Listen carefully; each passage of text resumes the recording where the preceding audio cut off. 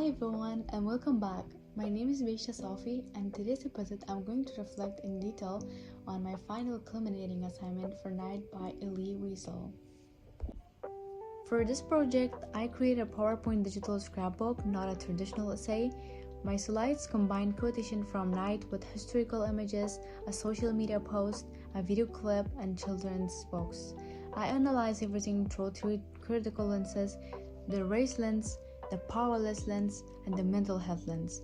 The main purpose was to show how looking at the text through different lenses can help us decolonize the literary world by centering the experiences of people who have been oppressed and silenced instead of just repeating the same dominant viewpoints. Before I answer the reflection questions, I want to quickly review the context of the memoir and outline what my digital scrapbook actually included, so my self-assessment makes sense.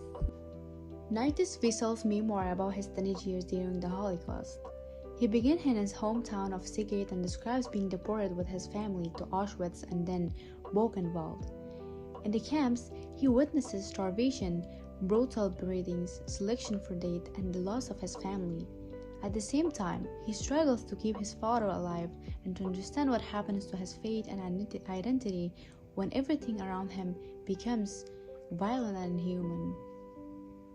My slides have followed the structure of the assignment: an introductory section on the Holocaust and the memoir, a thesis statement that carry names my three lenses, and the idea of decolonizing literature. Three major sections: race, powerless, and mental health, each with historical images from the Holocaust and detailed explanations. A social media post about anti-Semitism in Canada that connects past racism to present-day reality.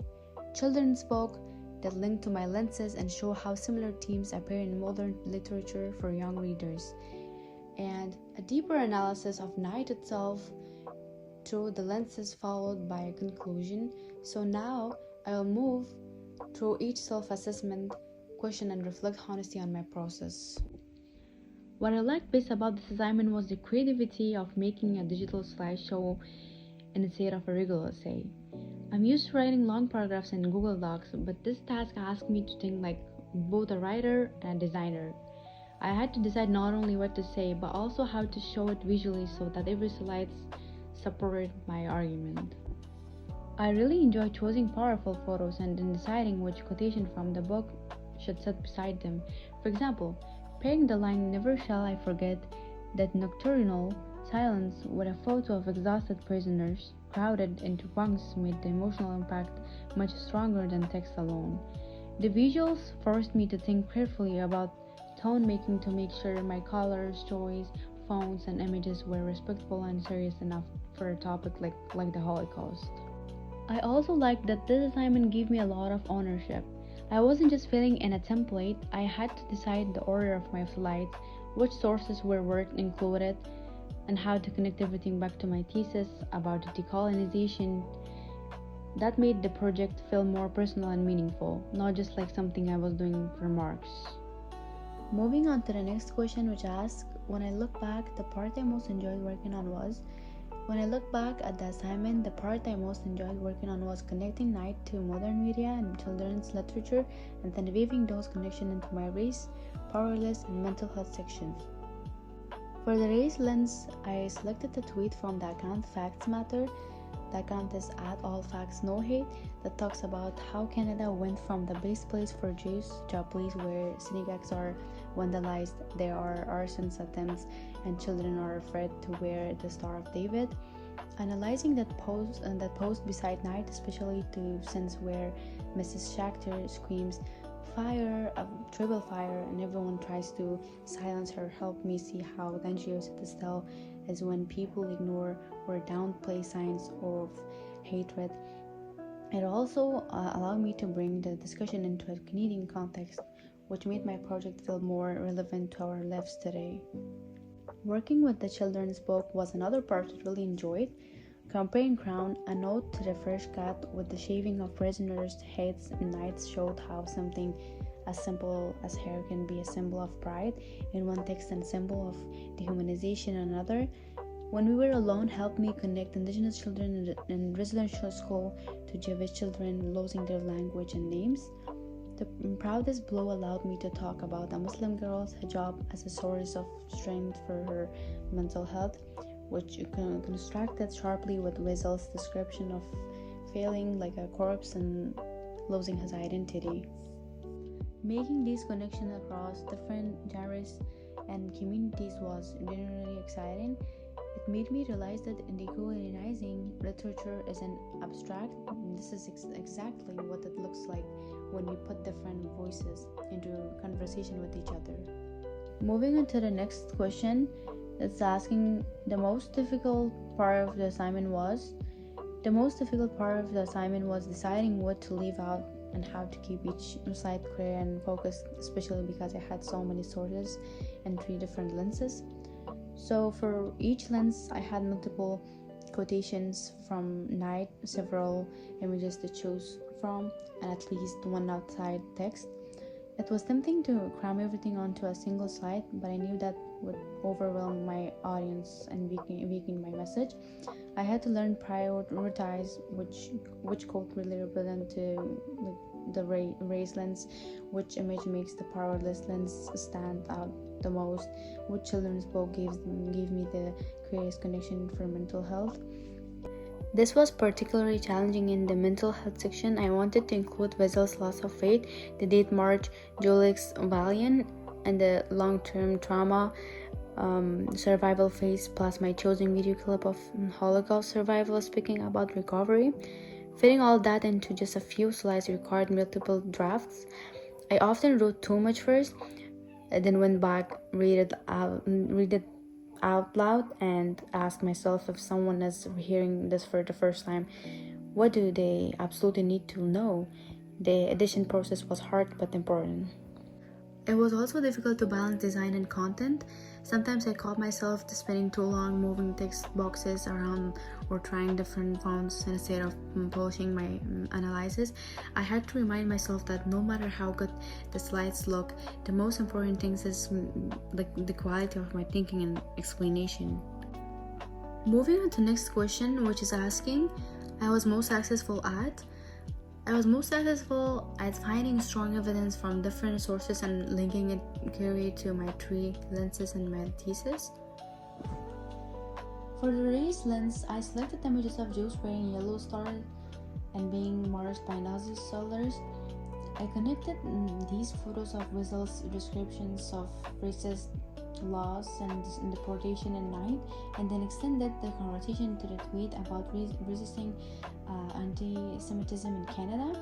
I explained how all 3 examples, historical, literary, and modern, show that racism is not just individual hatred, but a whole system that marks certain groups as less than and puts them in constant danger. For the powerless lens, I used photos of prisoners standing in selection lines and walking in long columns during late marches. I paired these images with quotes like "They trapped itself around me" to show how losing control over your own fate can lead to hopelessness and even the temptation to give up. I also talked about Robbie Elaho's son abandoning his father and how that moment shows that the clear way powerlessness can break family bonds and moral values. For the mental health lens, I brought together Wiesel's Never Shall I Forget passage, the sense with Julek's Valiant, and my video clip from Survival speaking about trauma and recovery. I think I did a good job showing 2 slides of mental health, the immediate psychological clasps and the camps and the long-term struggle to find meaning and hope afterwards. This let me talk about both the darkness and the resilience of survivors. Overall, I believe my greatest success was integrating images, social media, books, and media into a single coherent argument. Each piece of evidence pointed back to my thesis that decolonizing literature means confronting racism, powerlessness, and trauma by centering the voice of those who experience them. Moving on to the next question, which is asking, one thing I learned from this assignment was how much a critical lens can change the way I read and think. Before this unit, I mostly read books in a straightforward way: plot, characters, maybe the theme. Using the race lens made me notice how carefully Wiesel shows the step-by-step process of dehumanization, starting with restrictions and Siget moving to the ghettos and finally to the camps. The lens pushed me to ask not just what happened, but how did racism make this possible. The powerless lens reminded me to pay attention to small details: the way prisoners are forced to stand at attention, the fact that they need permission for every movement, and the way choices disappear over time. It helped me to see that being powerless is not just being physically trapped, it also losing control of your identity, of your relationships. The mental health lens opened my eyes to trauma. I began to recognize symptoms we talk about today, like numbness, guilt, and intrusive memoirs in Wiesel's description of himself and other prisoners. It also made me think about how survivors carry this trauma for the rest of their lives, even when the war is over. Most importantly, I learned that decolonizing the literary world is an active process. It involves choosing to ask whose voice is missing, and then deliberately bringing in texts like children's book from Black, Indigenous, and Muslim perspectives, or modern social media posts like that challenge a single dominant story. This assignment showed me that I have the power as a reader to make those connections and not just accept one version of a story. Moving on to next question, which is asked. I would access my work on this assignment as I have to answer this question.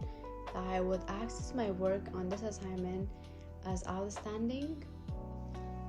I devoted a significant amount of time to research, planning, and revising.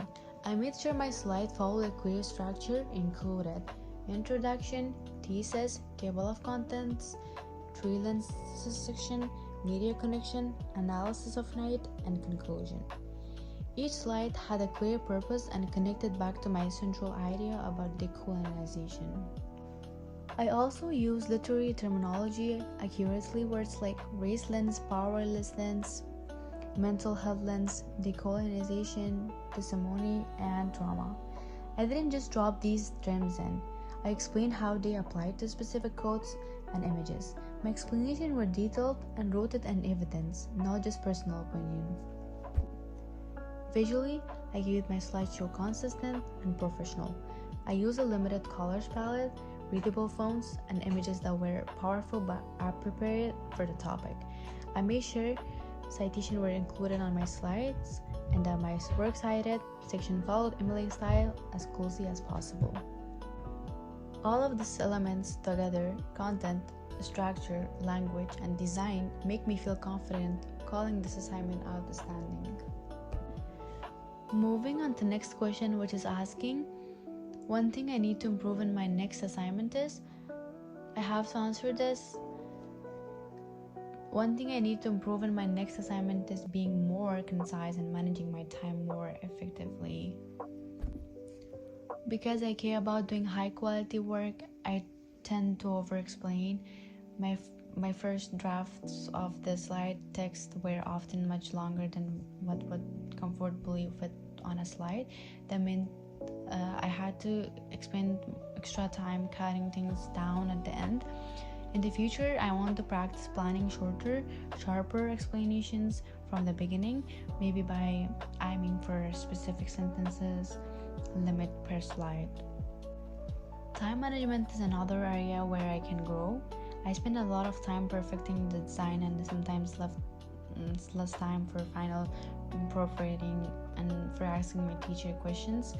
In my next big project, I would like to set mini deadlines, for example, finishing research by a certain date, finishing first drafts of slides by another, and leaving at least full pages for editing and practicing my presentation. Improving in these areas will help me keep my work at a high level without causing unnecessary stress or risking late submissions.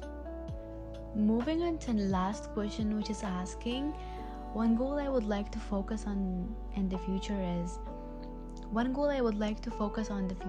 developing a stronger, more natural speaking style when I present my work, including podcasts like this. Writing is something I'm fairly comfortable with now, but I want my oral communication to be just as strong. That is, I plan to keep writing detailed scripts like this, then practice summarizing them in my own words. Work on passing speaking a little slower and using passes to let important ideas sink in, and pay attention to my tone so that I sound confident and engaged, not like I'm just reading a page. If I can combine clear, well organized slides like with a confident spoken explanation, I will be able to share complex ideas with my audience in a way that's both understandable and powerful. The last part I want to mention is my reflection. To conclude, creating a digital slide scrapbook for Night was very different from writing a traditional essay, but it was one of the most meaningful assignments I have done.